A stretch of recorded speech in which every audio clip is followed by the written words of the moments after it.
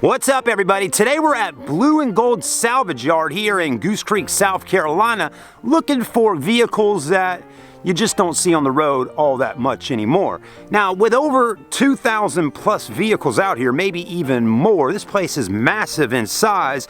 Most of the vehicles that we're seeing are still vehicles you see on the road today, but usually they're vehicles from the 90s and the 2000s. I haven't seen a whole lot of stuff from, 2010 and up.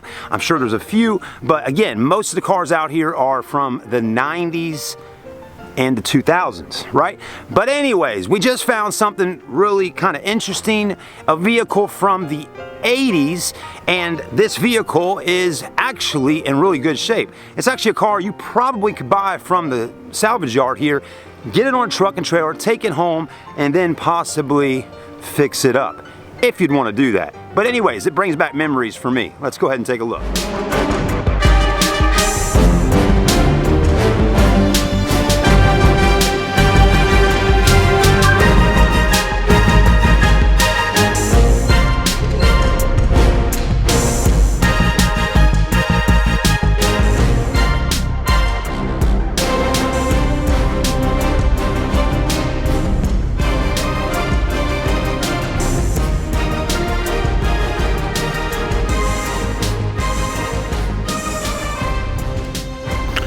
All right, everybody, so I know you already know what the car is from the thumbnail and title of the video, but yeah, it's an Acura Integra.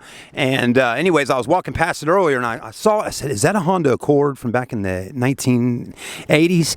And then I looked at it and I said, oh, that's not an Accord Coupe, that's an Acura Integra. Now, this is an Acura Integra LS from 1988. Pop-up headlights, because pop-up headlights were definitely in style in the late 80s, I believe. And I'm actually pretty blown away by the actual condition of this car. It's silver, which looks awesome, okay? The bumper in the front, still in great shape. The hood is not beaten up the hell and back. The only reason I don't think anyone has really picked away at this car out here is either because it hasn't been out here for very long, or secondly, nobody really has these anymore, right? I mean, again, this is a rare type of car. Now, I do not know if an LS back then had dual overhead cam engine. It definitely didn't have VTEC back in the 80s. VTEC didn't come along, I think, until maybe like 1991 with the Acura Integra GSR. I had a 1992 Acura Integra. It's a show car. Really loved it. But anyways, that's an 88 in gray Integra. I mean, it's got the sunroof. The body's in great shape. The moldings are still in great shape. I mean, look at it. The taillights. It's actually in really good shape. I wonder how much you can just buy the whole car for and take it home. And I'm sure there's a way to do a motor swap in this thing and make it something special. But, who wants to do something like that with this car?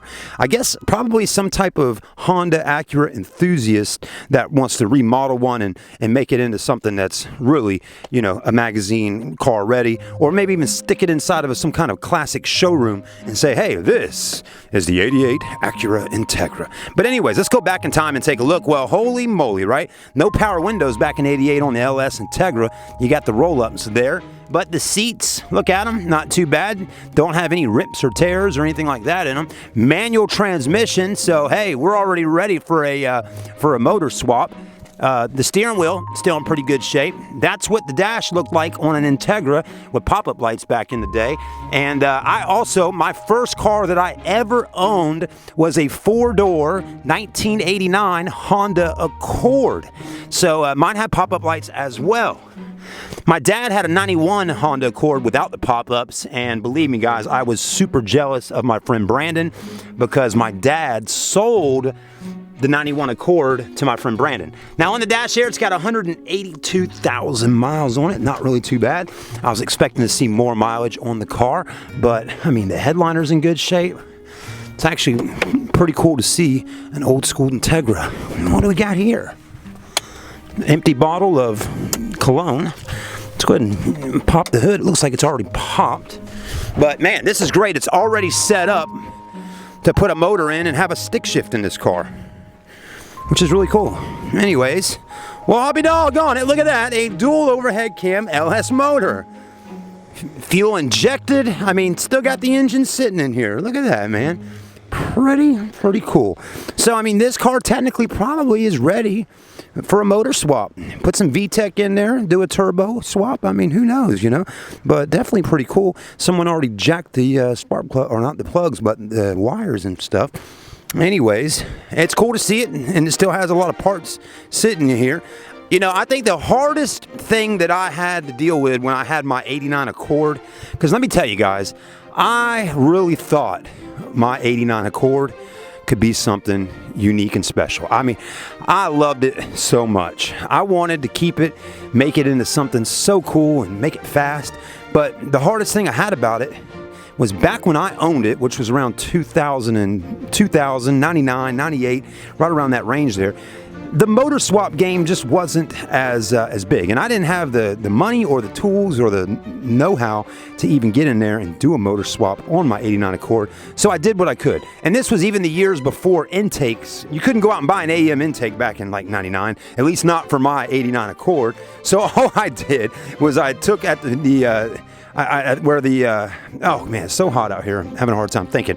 But anyways, I had just taken the piping there that ran from the intake, and I just unplugged it where the filter was at and just had that tube right there, and I thought I was so cool, but I didn't have a filter on it at all.